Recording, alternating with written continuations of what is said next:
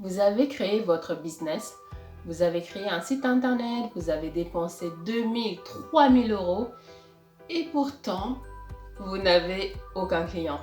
Si vous êtes dans ce cas-là, cette vidéo, elle est faite pour vous.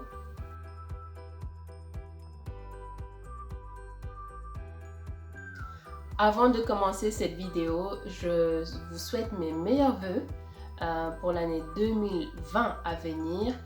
Beaucoup de joie, de bonheur et surtout beaucoup de réussite dans vos entreprises. J'aimerais me rassurer avant de vous expliquer comment trouver un client pour votre business, que vous ayez bien au préalable défini son persona. Alors le persona, qu'est-ce que c'est? Je vais vous mettre une image. Donc c'est la description des caractéristiques de votre client. Son âge, son sexe, est-ce qu'il s'agit d'une femme, d'un homme, son salaire, son lieu de domicile, ses problèmes, frustrations, ses besoins. Lorsque vous avez votre persona, donc ça on le trouve dans l'étape du business plan. Lorsque vous faites votre business plan, votre business model Canva, avant de vouloir vendre un produit ou un service, il faut avoir le profil de votre client type, de votre cible si vous voulez l'atteindre.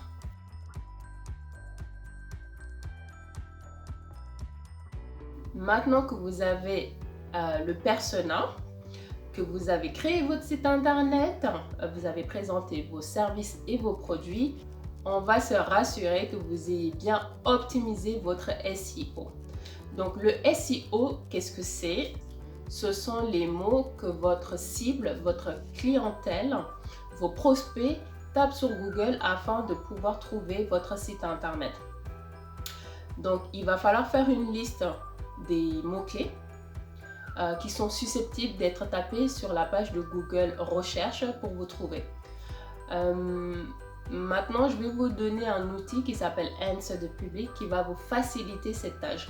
Si vous avez déjà quelques mots, ça va pouvoir vous permettre d'élargir cette liste. Voilà. On reste toujours sur l'optimisation de votre site internet et on va aller dans les paramètres de votre site internet où on va pouvoir optimiser votre visibilité en remplissant les mots-clés qu'on a au préalable pu trouver grâce à Answer the Public.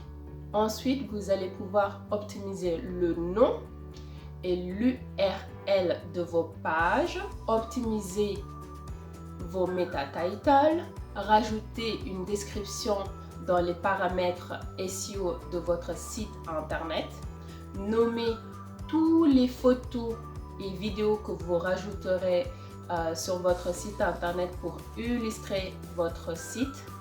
Et la dernière étape pour optimiser votre site internet, ça sera de se rassurer que votre site internet s'affiche sur tous les écrans, sur les différents formats d'écran, donc qu'il soit responsive.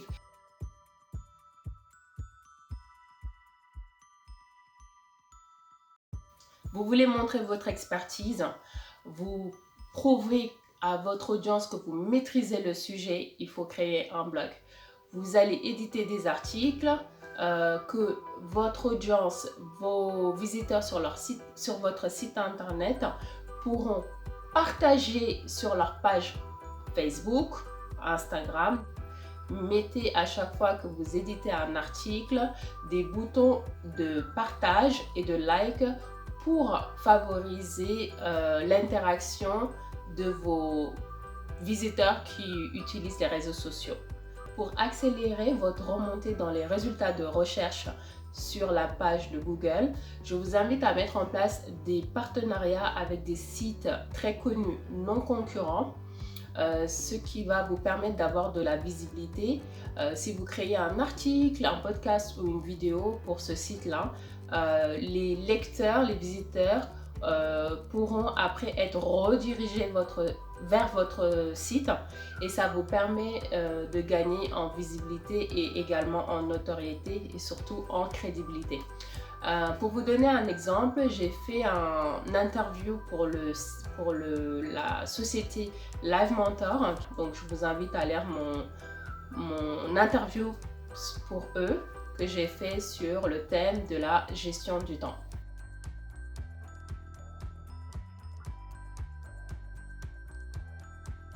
En parfumerie, lorsqu'une marque sort un nouveau parfum, vous allez voir qu'ils distribuent des échantillons pour donner un avant-goût du produit.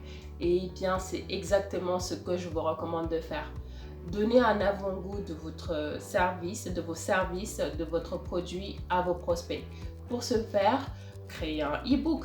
C'est un excellent outil, c'est un excellent produit gratuit. Mettez-le à disposition sur votre site internet où là, vous allez prouver votre expertise, montrer comment vos services ou vos produits peuvent donner de la valeur, apporter une solution au problème de votre prospect.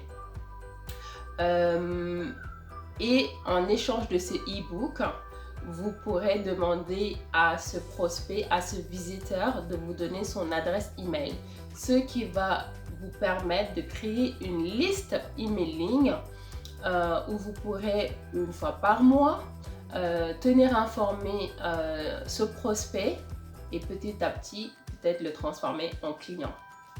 Je vous mets en exemple mon e-book comment créer son business en ligne que j'offre sur mon site internet à mes prospects pour les aider à identifier les différents métiers, les différents business qu'ils peuvent mettre en place depuis chez eux afin de trouver un équilibre entre leur vie professionnelle et leur vie personnelle.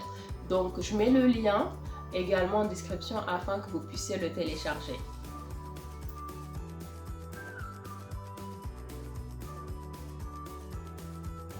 Les réseaux sociaux sont une arme redoutable lorsque vous avez du contenu de qualité à partager. Lorsque je parle de réseaux sociaux, il ne suffit pas simplement de créer sa page Facebook, LinkedIn ou Instagram, de mettre 2-3 posts et puis voilà.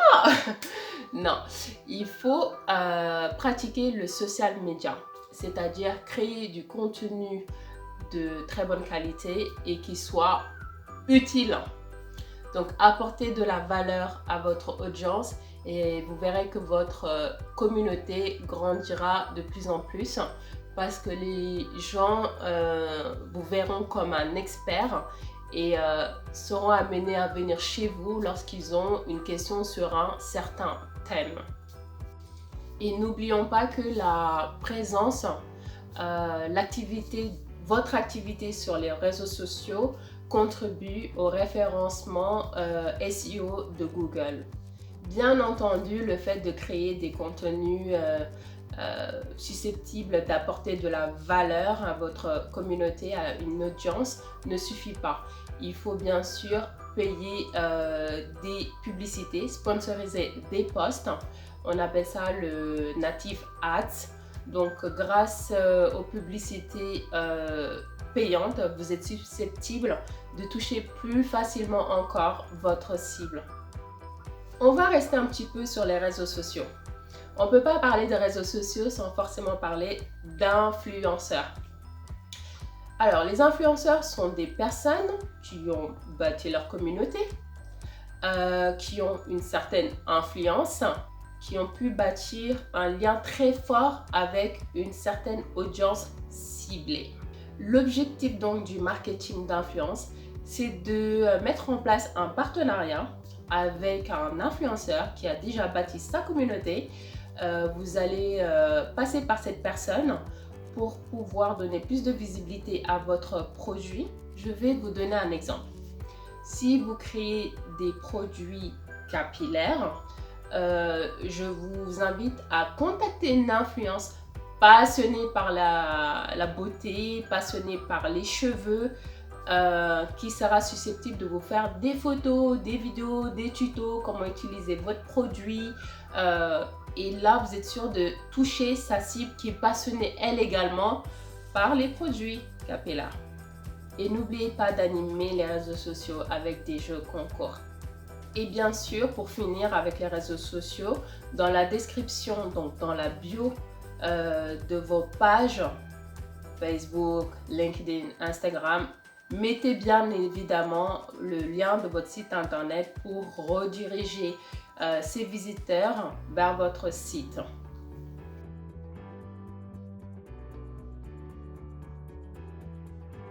Google, via son outil AdWords, vous permet de mettre une enchère. Si vous gagnez l'enchère face à vos concurrents sur le même mot-clé, votre produit est mis en avant sur la page de recherche Google. Parfois, vous êtes là tranquillement sur YouTube en train d'écouter votre chanson ou de regarder une série, notamment moi, Marodi TV, j'adore les séries sénégalaises. Et là, vous voyez une publicité passer qui vous gâche votre plaisir et vous êtes en train de chercher le bouton « Ignorer la publicité ». Eh bien, c'est ce qu'on appelle le display. Donc, le display, c'est le fait notamment de payer de la publicité vidéo sur YouTube. Donc, vous allez avoir une vidéo, vous allez la sponsoriser grâce à YouTube, sachant que YouTube appartient à Google et ça va vous permettre d'avoir de la visibilité sur YouTube.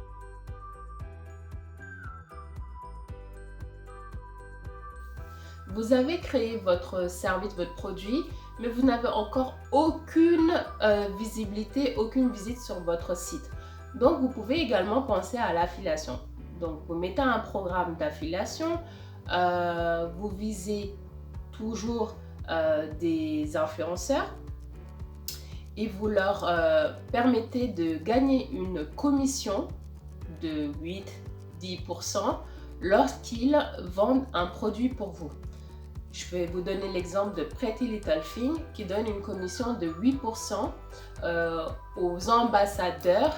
Donc à chaque fois qu'une personne achète une robe ou un produit de Pretty Little Thing, grâce à une influenceur qui l'a ramené sur le site, eh bien, il y a une commission de 8% qui est reversée à cette ambassadrice ou influenceur.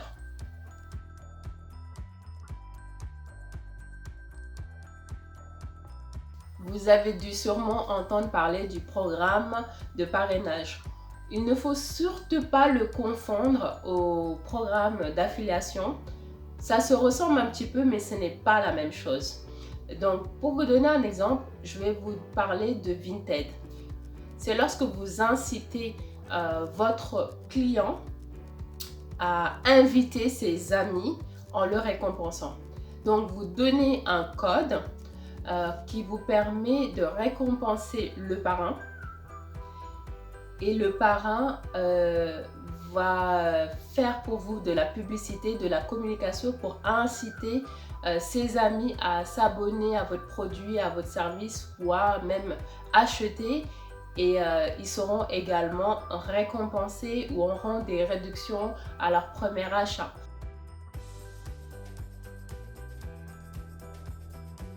Listez tous les événements, tous les forums où vous êtes susceptible de les y rencontrer. Eventbrite, c'est un site très bien qui vous permet de trouver les événements à venir. Pour tout ce qui est événements entrepreneurs, moi j'en parle pas mal dans ma newsletter. Donc je vous invite à vous abonner à ma newsletter pour savoir tous les événements à venir, notamment là pour le mois de janvier. Les événements restent vraiment un excellent moyen de travailler votre branding, de valoriser votre marque, votre personne également, échanger votre carte de business et n'oubliez surtout pas de devenir membre d'associations où vous êtes susceptible justement de trouver vos clientes. Donc faites-vous également connaître dans les associations. Et si vous avez la possibilité, organisez des ateliers ou des mini-conférences et ça va vous permettre vraiment d'avoir de la visibilité et de convertir tout ça en clientèle. J'espère sincèrement que cette vidéo vous aura aidé et n'oubliez pas que ça me prend beaucoup de temps de mettre en place une stratégie commerciale et il faut vraiment beaucoup de patience pour avoir des résultats. Encore une fois, je vous présente mes meilleurs vœux pour 2020 et je vous dis à très bientôt.